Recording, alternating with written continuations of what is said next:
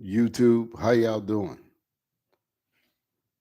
Happy Friday to you. Huh? Top of the morning. Happy Friday. What's up, Tanisha, Joe, Shanita, Chrisus, Miss Tammy, Angela, Miss Ernestine? How are you, ma'am? What's up, Nikki Nicole? Is that Kim's sister, Nikki? What's up, Isabel? How y'all doing, man? Welcome to Jumpstart Live. How's everybody? What's up, Mike Riley?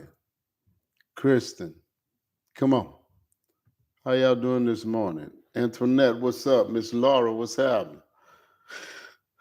We are in the building. Okay, I'm sorry. Well, welcome anyway. I apologize. Uh, uh, what's up? Come on. Come on. We're in the building. What's up, Miss Gloria, Brother Chad? Crystal. Crystal, I thought about you the other day and prayed for you. What's up, Melanie? How are you? Happy Friday, Kristen. Happy Friday. Miss Brenda, Miss Pauline, Miss Martha. What's happening, y'all? Yeah, I get confused on those Instagram names, man. I can't see who it really is.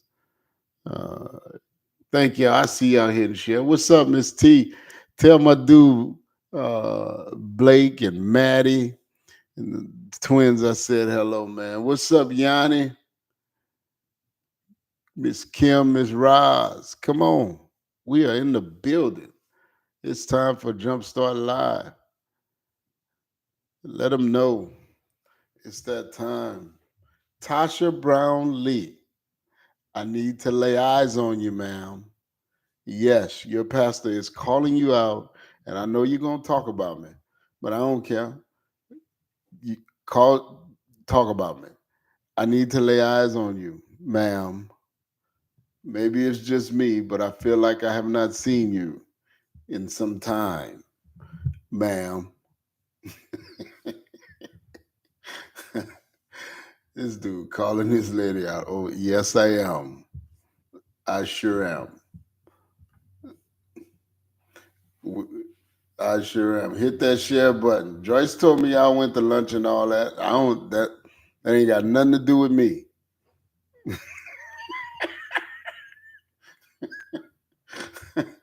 Ain't got nothing. I don't care about y'all girls day out. None of that. What's happening, Dr. Renisha, Miss Reefa, Tony Champagne, Miss Teresa? Hey, mama. Come on. I can see the whole government name. That's right. That's right. The whole government name. Yeah, y'all. I think I'm gonna thank y'all for hitting share. If you hadn't hit share, please hit share. Keonda, what's happening? Shonda, what's up, cuzzo? The other thing is, I'm trying to remember everything. If you have a question, and now I'm gonna open it up, okay? If you have a question about relationships, ready for this? Parenting or finances, relationships, parenting or finances, you can send it in. Why you open it up, Pastor? Because there have been several questions that I have not answered because they were not on relationships and finance. And those of you who asked those questions, hopefully at some point I'll get to answer them. But this is just not. I'm sticking to because I hadn't even gotten to all of the relationship and finance questions. I've been trying to stick to the matter at hand uh, because I don't even have enough time to do those. So I haven't answered those, but I've gotten a number of questions on parenting.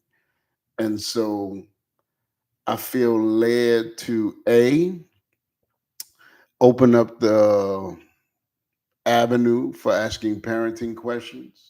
So send me those tough parenting questions. But B, starting next week, if the Lord says the same, I'm going to spend a couple of weeks on parenting. Spend a couple of weeks on parenting, at least on Sunday mornings. We'll see how it goes, how many questions I get, whether or not we do it for Jumpstart. But at least on Sunday mornings, starting next week, I'm going to spend some time giving some parenting principles, some real practical parenting principles from the Bible. And so, if you have parenting questions, or relationship questions, or finance questions, you can text the word ASK, to 985-260-8411. You will remain anonymous. Like, I don't know who sent. The only way I know who sent it in, you do like one lady. One lady said, I don't care about naming remaining anonymous. She said, I want my question answered, and this is who I am. I say, well, all right. God bless you, baby. So unless you put your name in the question, we won't know.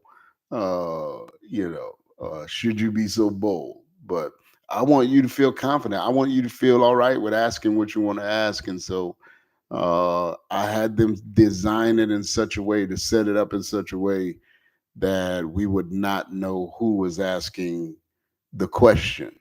And so this also allows me to answer the question without through a pure lens, because I don't know the history, I don't know the person, and that sort of thing. And so it's been really, really good. This morning's question is around parenting, and it's a broad question, but just felt led to answer it this morning.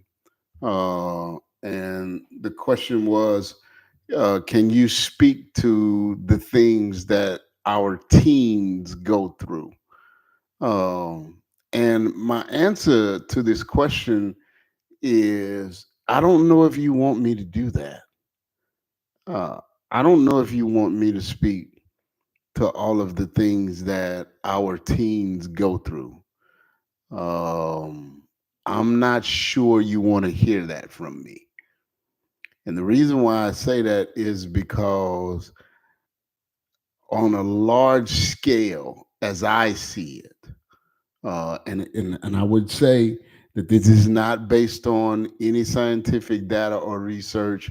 This is purely subjective information. In other words, it's only based on my experience as a pastor, and what I see as I deal with parents.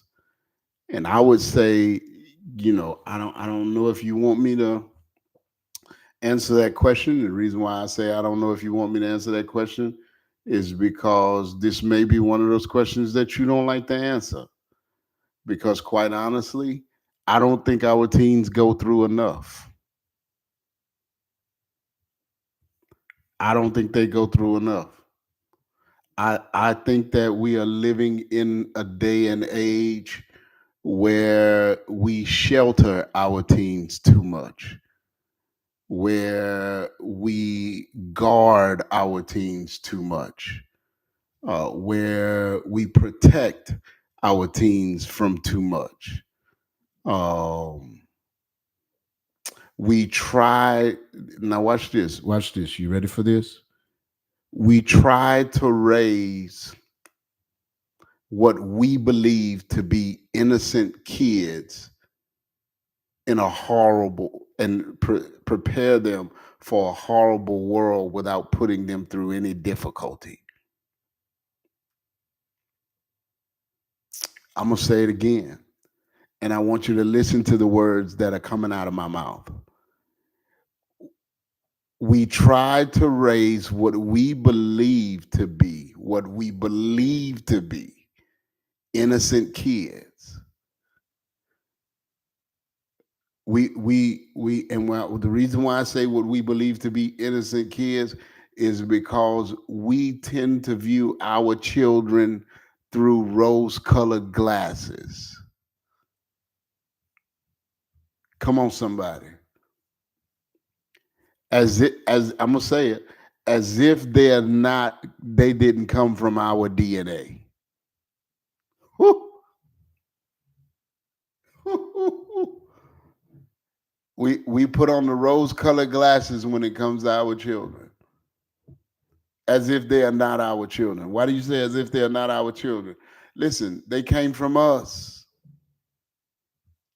Don't act like they don't have our DNA. What do you mean? You don't don't act crazy with me. You remember all that stuff you did. You remember your thought patterns. You hadn't got so old that you don't remember all the stuff you tried, how innocent you were not. And we have kids, and this world has taught us to raise them as if they were not ours, as if we don't know where they came from.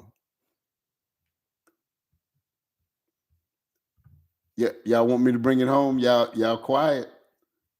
You gave the teacher hell. Why you up there at that school acting like there's no way your baby?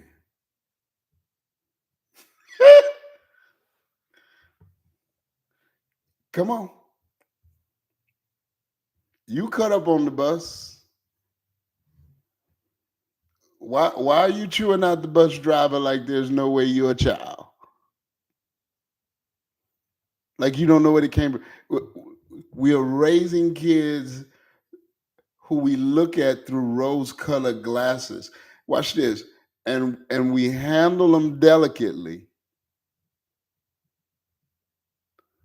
and don't allow them to go through anything. Don't allow them to experience difficulty. And then we expect them to be prepared for a difficult world. And then, you ready for this? And then we listen to these experts who tell us to parent them gently. Let me tell you something. I spent a few years in the military, and it was even in what most who've been in the military would consider the lightweight military. I did the Air Force. Their other branches, they say the Air Force is not even the military. But watch this. There was this thing that look. See, that's what I'm talking about, T. See, but at least you see it. She said that's their daddy DNA, not hers. But at least you know it's there. Wherever it came from, at least you know that it's there. I'm talking about these folks who want to act like it's not even there. Y'all can fight about where it came from. Watch this. When I went in the military, what is the military there in this country to do? Protect this country and fight for this country in times of war, in times of difficulty. Watch this. In the military, you spend all of your time when you're at peace preparing for such a time as we have war. You're doing things called exercises. What is an exercise, Pastor? Exercise. I see you, Tasha. Exercise is where they put you through a wartime simulation. Whew.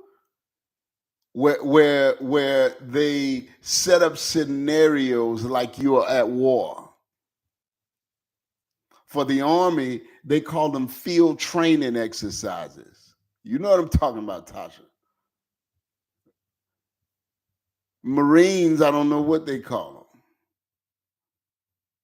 them. But what they're doing is they are setting up situations. Watch this.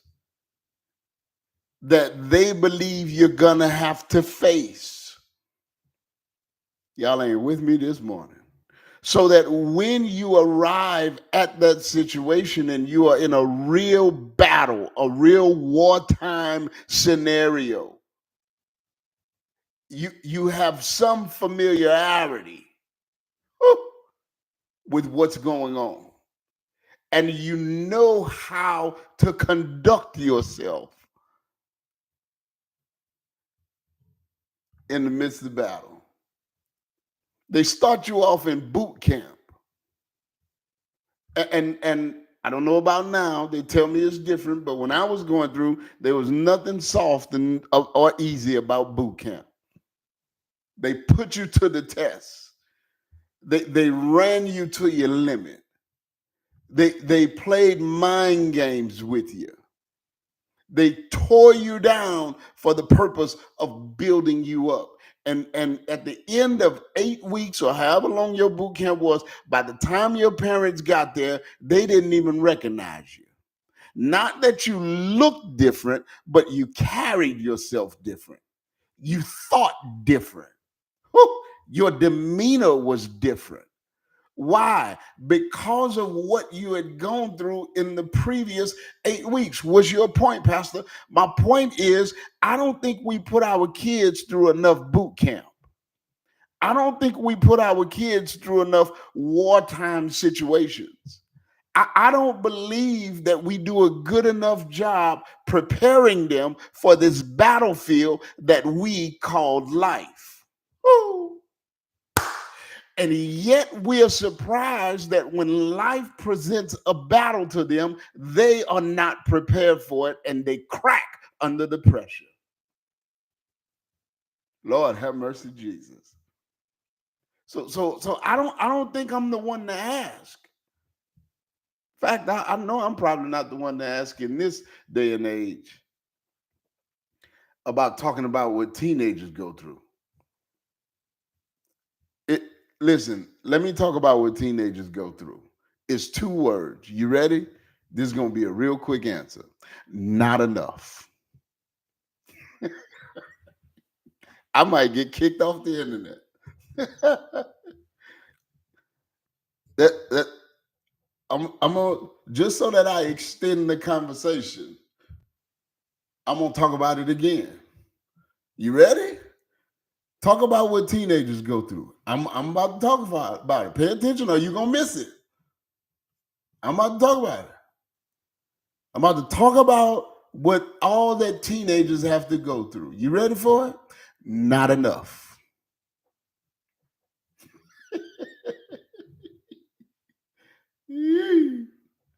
They don't go through enough. They don't go through enough. Well, Pastor, why does it feel like, teenagers are dealing with bullying? Listen, man. And listen, why y'all act like bullying is new? Bullying ain't nothing new. Come on, somebody. Bullying is nothing new. They had bullies when we were in school. And we didn't have to call the police and nobody had to go to jail in order to solve bullying problems. And nobody died or got killed either. Come on. How did you take care of a bully when we were in school? It took about 30 seconds on the playground or in the bathroom and the bullying problem was over. Or at the bus stop if you didn't want to get suspended from school. I'm going to get kicked off. I think I need to log off. I'm going to get kicked off today. Bullying is nothing new. I'll never forget, man, one of my kids, I'm not going to say which one.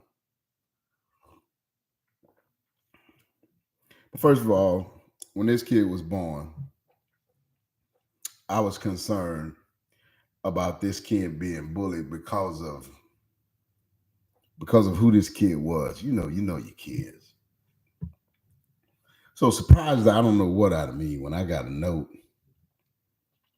from the bus driver saying, that this kid was picking on another kid.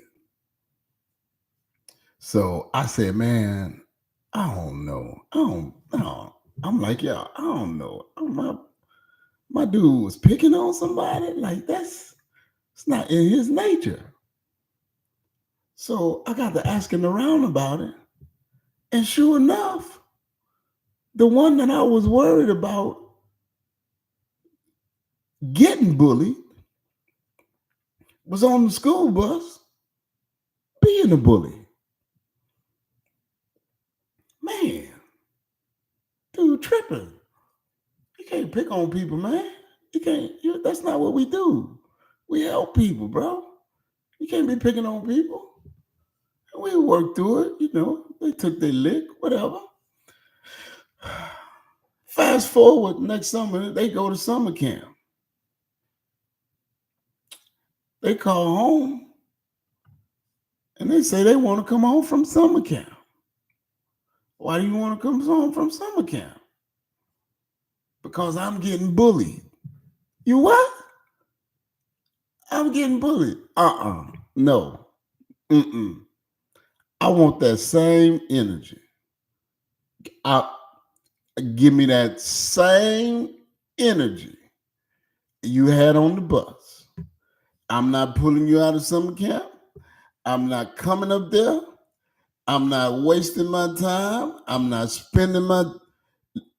Just a few months ago, you were the bully. Now, all of a sudden, apparently, you done turned in around and ran into somebody who bigger and better than you are. I'm not about to come up there and take off my job and give me that same energy you had on the bus. That's what I want. You wanted the smoke back then? Don't call me because it's clogging your lungs. Come on, somebody. Come on. If you wanted the smoke back then, don't call me now because you're choking on it. No. So what I'm supposed to do is now that you done ran into a bully, I'm supposed to come save the bully from the bully. That is not the way this works in life, son. At all. Now you know what it feels like. Come on. And what you gonna do is you gonna stand up for yourself. Come on. And you're gonna be a man about it. And if you can't avoid them, whatever lick you got to take, you're gonna take it. And you're gonna know from now on, when you get on that school bus, sit down somewhere, keep your mouth shut. Don't be picking on people. Keep your hands to yourself and prepare yourself for today's lesson. Is that mean? Is that? It probably is. I'm probably not fit for today's style of parenting. But guess how many bully problems we've had since then? Zero. Not one. Not one. Yeah. You wanted the smoke. You wanted all the smoke. Don't come crying now that it's clogging up your lungs. Am I right about it? What do? We take off our jobs and we go down there and referee kid stuff. Now you can't, now you miss the bill trying to feed them. Miss bill money trying to feed them because you down there at the school because the bully is getting bullied. I don't think they go through enough. I'm probably gonna get kicked off the internet today. I think we shield them too much. We don't allow them to deal with their consequences enough. Watch this. You ready for this? We don't provide them with enough consequences. And I'm not talking about them or y'all. I'm talking about what I've learned. My baby boy is a sophomore in college now. I'm done. I'm past the parenting phase, except coaching and guiding young adults. And that's a whole nother deal. Because just when you thought parenting was over, when they move into young adulthood, you find out, oh, listen, it is far from over. And I would say to those of you who have young adults, don't abandon your children now. They need you more now than they did when they were growing up in your house. Why do you say that, Pastor? Because now, see, they think they know it all. Remember that?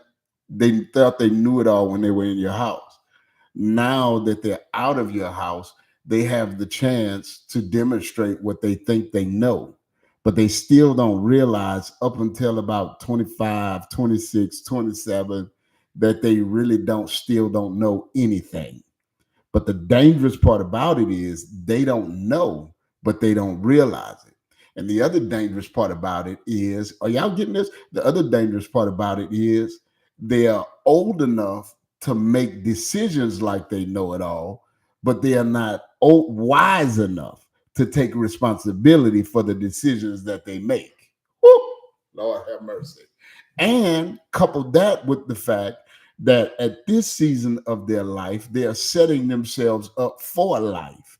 And the decisions that they make are either going to the decisions that they make, I'm stuttering, are either going to put them on the right trajectory for life, or it's going to cost them the next 10 years because they're trying to clean up the dumb decisions that they made. Somebody know what I'm talking about up in here.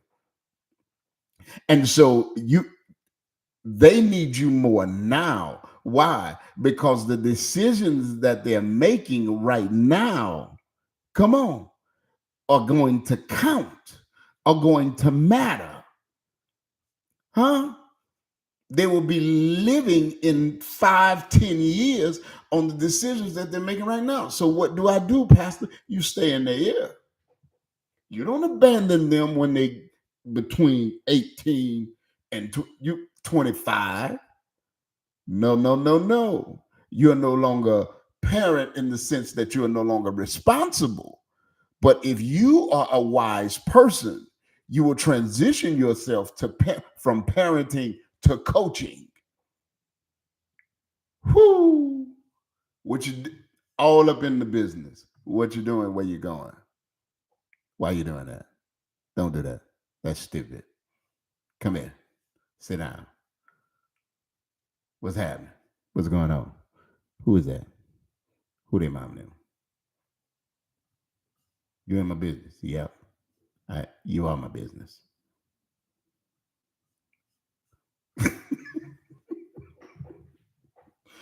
Come on. See, I'm my son in college. I'm popping up at the school. Hey man, where you at? Where you at? What you doing? What's up? What? Come on. We're going to breakfast. I ain't up yet. Get up. What you doing in the bed? Come on, let's go ride. I need some time with you. I miss you. Do I miss him? Nope. But I need to get in this business. I need to see what's happening. What's up?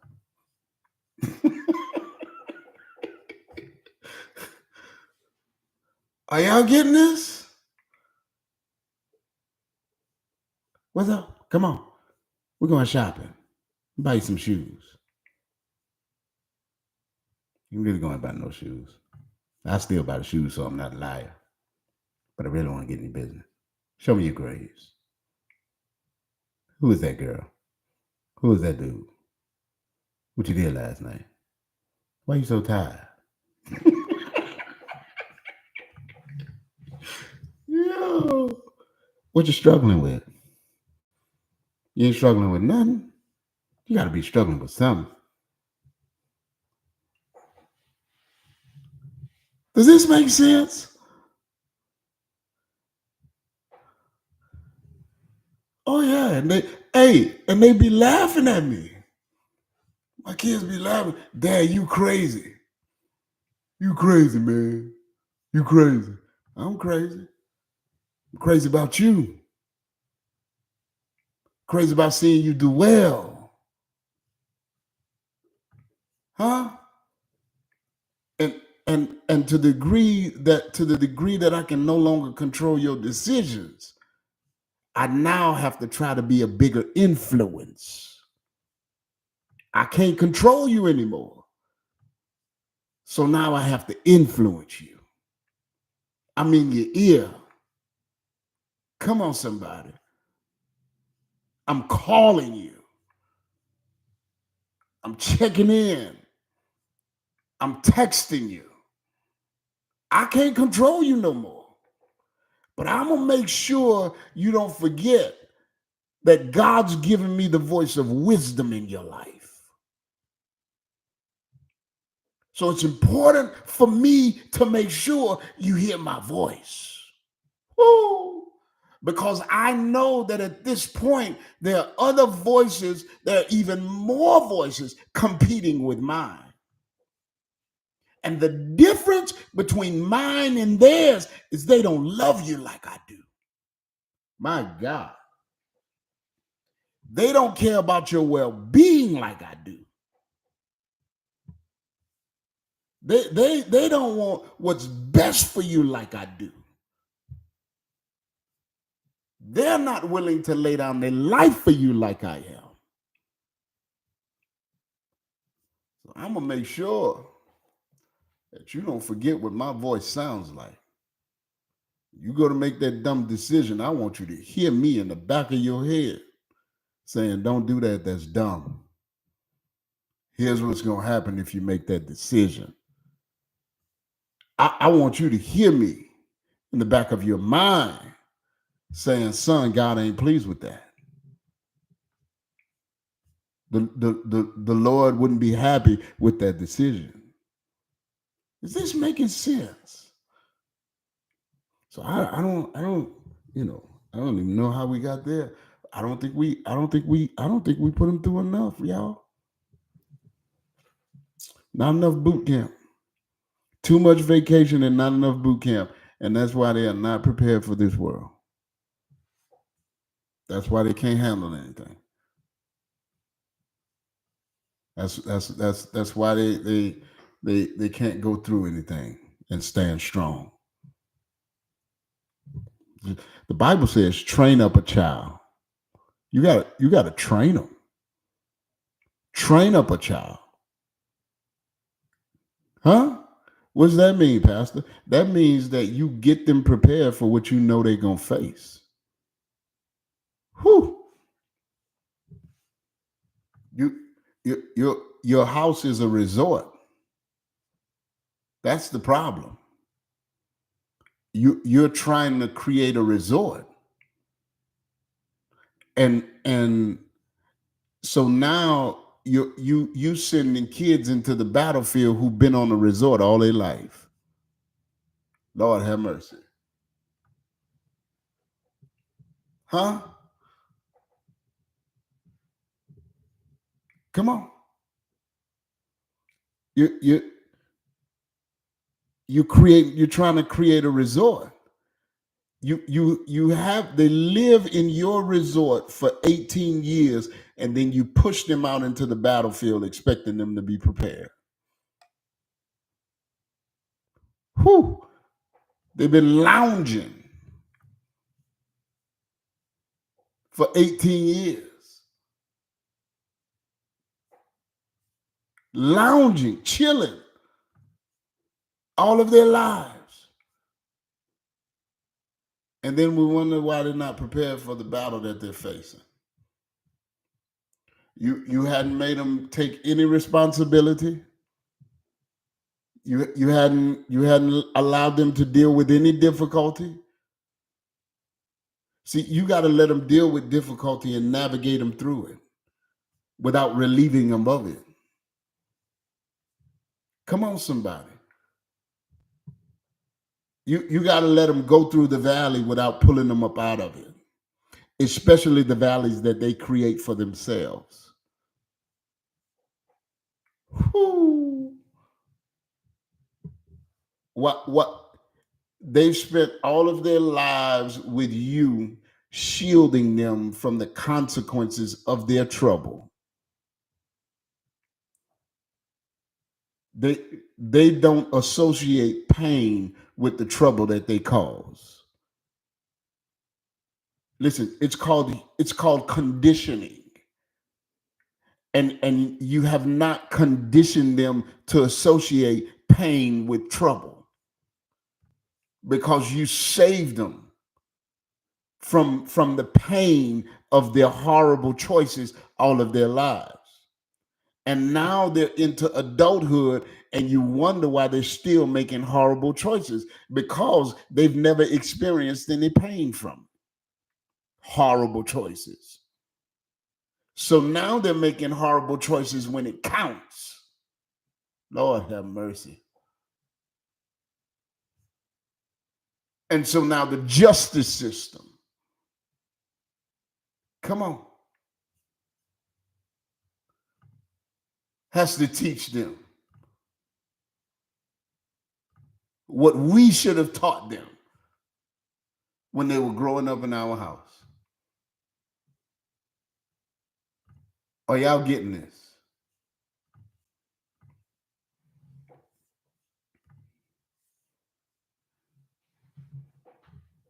Are y'all understanding this? You have not conditioned them to stick to what they sign up for. You let them quit everything. So every time they run into a problem on the job, it's just like on the football team. The coach don't like me. Well, now it's not the coach don't like me, the boss doesn't like me. They're not being fair. I should be the quarterback. So now on the job, they're not being fair. I should be the supervisor. And what you've never said to them is, I don't care how unfair they're being. Life is not fair. And you don't get to quit every time you run into an unfair situation. Whew. Stick to it. Go through it.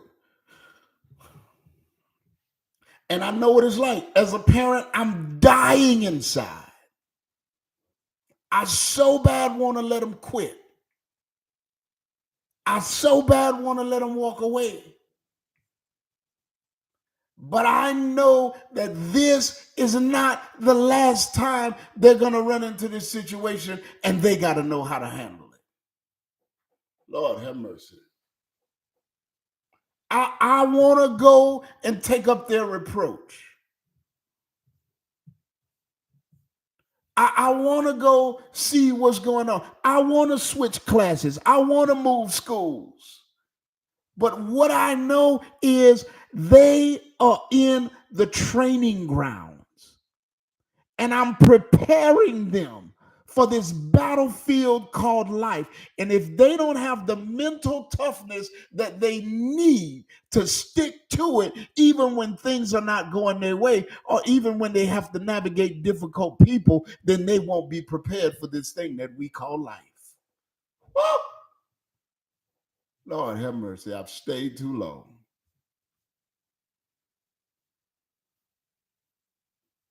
You we they don't go through enough because we don't allow them to. We come to their rescue.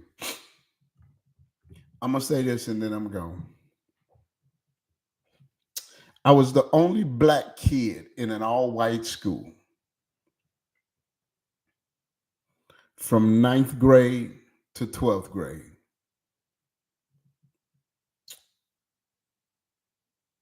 I cannot even begin to tell you how isolated I felt. I cannot even begin to tell you how lonely I was. I cannot even begin to tell you how much I did not appreciate my father for making me stay there. Some of the most tumultuous years I thought of my life was high school, because my father won't let me leave this school. The teachers don't like me. The kids don't like me. The principal has made it clear that he doesn't like me. I can't do anything right.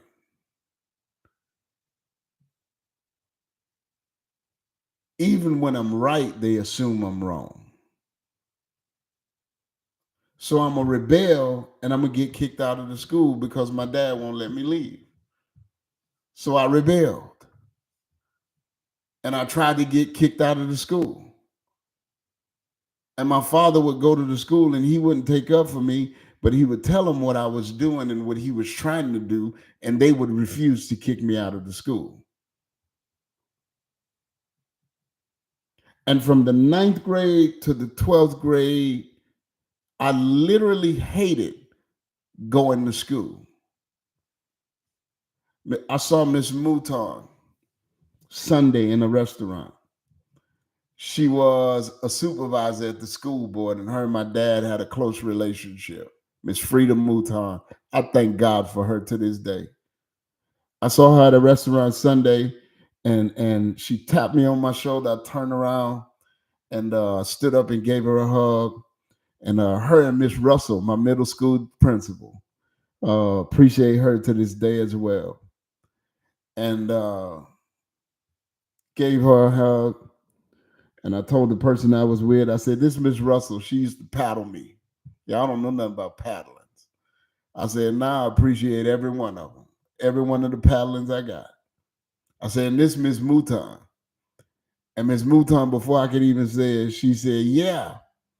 She said, "And you wanted to transfer out of that private school to Covington High, so your daddy sent you to see me." I said, "Miss Mouton, you remember that?" She said, "Yeah, I remember that.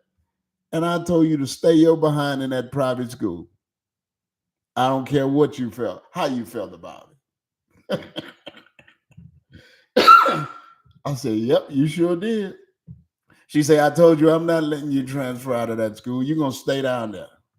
That school was good for you." I said, "You sure did, Miss Mouton. And I appreciate you now."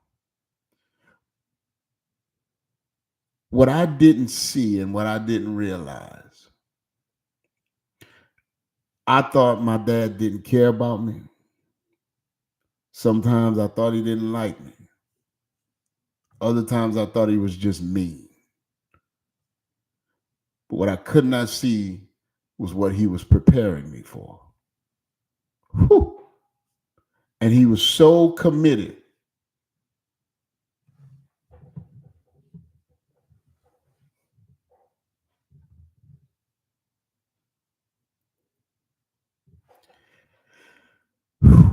He was so committed to making sure that I was ready for this world.